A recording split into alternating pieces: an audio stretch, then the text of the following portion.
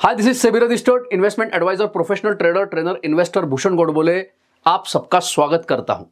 Share market में share के दाम में जो उतार चढ़ाव आते हैं, जिसको ग्राफ के माध्यम से हम एनालाइज कर सकते हैं, जहां पे शेयर्स अलग अलग प्रकार के पैटर्न बनाते हैं, वो जो चार्ट पैटर्न है प्रेग्नेंट हो सकता है।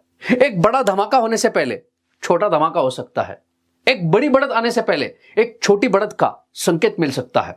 अब इसका मतलब क्या है? अगर जानना चाहते हो तो आज के एपिसोड को ध्यान से देखना।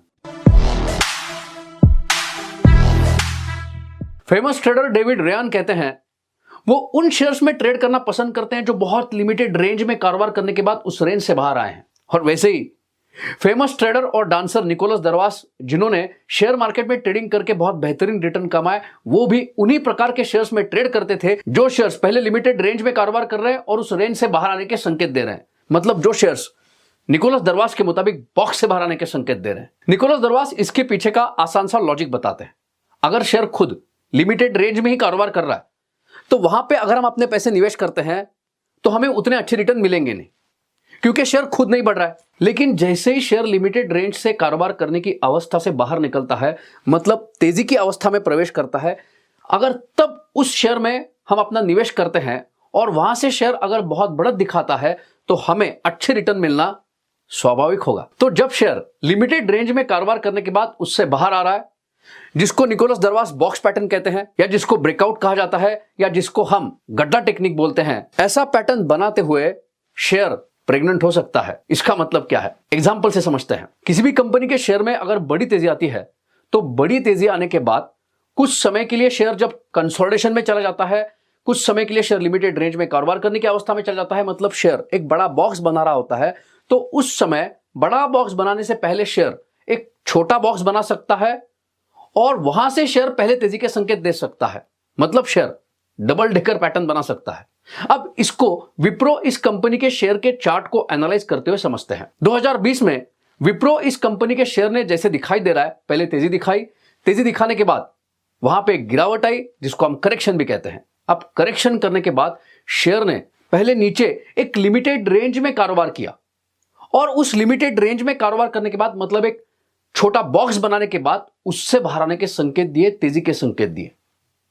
वहां से शेयर ने तेजी दिखाई और उस तेजी को कंटिन्यू करते हुए मीडियम टर्म चार्ट अनुसार बाद में इस शेयर ने बड़े बॉक्स से बाहर आने के संकेत दिए और उसके बाद शेयर ने और बड़ी बढ़त दिखाई। मतलब मीडियम टर्म चार्ट अनुसार बड़े बॉक्स से बाहर आने से पहले शेयर ने करेक्शन के बाद बॉक्स के अंदर एक छोटा बॉक्स बनाया था और वहां पे तेजी के सिग्नल देते हुए यह शेयर बॉक्स के अंदर बॉक्स बनाते हुए प्रेग्नेंट हो गया था। बड़ी तेजी दिखाने से पहले छोटे तेजी का सिग्नल बॉक्स के अंदर बॉक्स बनाते हुए इस शेयर ने पहले ही दे दिए थे। अगर इस प्रकार से किसी भी शेयर में तेजी आने के बाद जब वो शेयर करेक्शन कर रहा है और करेक्शन करने के बाद अगर नीचे लिमिटेड रेंज में कारोबार करने के बाद एक छोटा बॉक्स बनाने के बाद वहां पे अगर तेजी का सिग्नल देता है तो वहां पे हम स्टॉप लॉस रखते हुए ट्रेड कर सकते हैं। अब अहम सवाल यह है, यहां पे स्टॉप लॉस कहां पे रखें?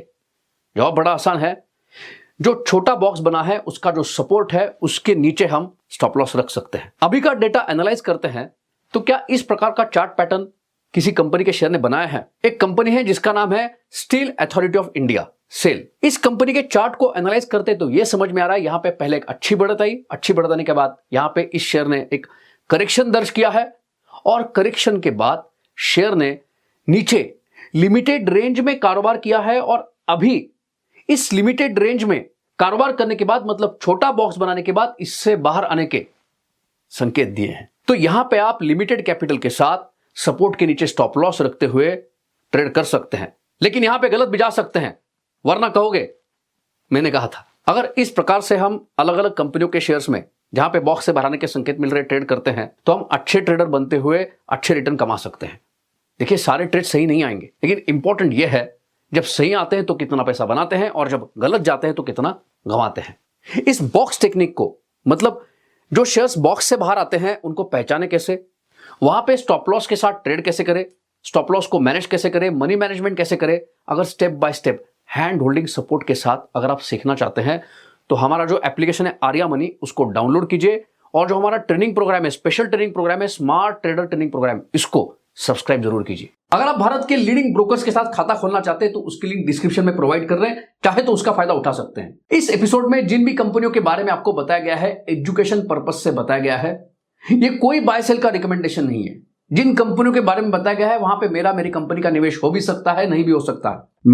मेरी कंपनी का, मेरे कंपनी के डायरेक्टर बोर्ड मेंबर्स का शेयर मार्केट में, सोने चांदी में करोड़ों का निवेश है। ये मेरा डिस्क्लेमर है, डिस्क्लोजर है। तो आप निवेश करते समय एक बार दोबारा बताना चाहूंगा, रिस्क को एनालाइज करते हुए निवेश करें।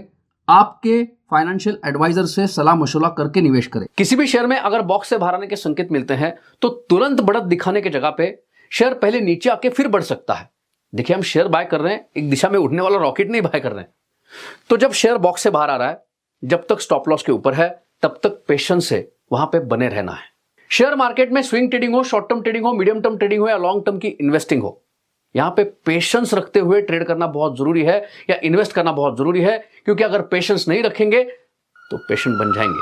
तो इस एपिसोड में इतना ही। अगर आपको आज का एपिसोड अच्छा लगा है तो उसको लाइक जरूर कीजिए। कमेंट करके बताइए आज का एपिसोड आपको कैसा लगा। वैसे ही कमेंट करके बताइए आने वाले समय में कौन से टॉपिक के ऊपर वीडियो देखना चाहते हैं। इस एपिसोड को ज्यादा से ज्यादा शेयर भी कीजिए, हमारे चैनल को सब्सक्राइब भी कीजिए। तो मिलते हैं अगले एपिसोड में। अगले एपिसोड तक हैप्पी ट्रेडिंग, हैप्पी इन्वेस्टिंग। धन्यवाद, थैंक यू।